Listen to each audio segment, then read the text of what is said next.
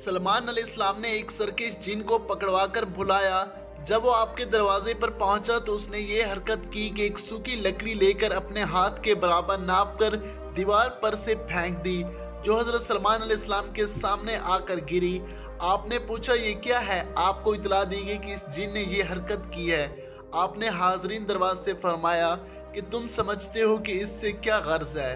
तो सब ने इनकार किया। आप अलैहिस्सलाम ने फरमाया कि इसने इशारा किया है अब तो जो चाहे कर, जैसा कि ये लकड़ी हरी भरी जमीन से निकली थी।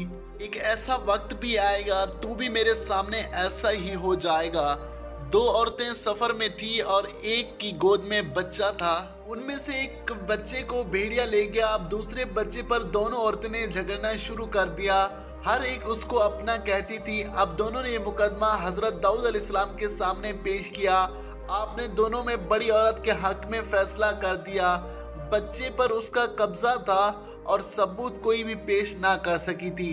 हजरत सुलेमान अलैहिस्सलाम ने उनसे हाल दरियाफ्त किया तो उन्होंने पूरा किस्सा कहा। आपने किस्सा सुनकर फरमाया कि चाकू ले आओ, मैं इस बच्चे को दो टुकड़े करके दोनों में तकसीम कर दूंगा। छोटी ने आमादगी देखकर पूछा कि क्या वाकई आप इसे काट डालेंगे?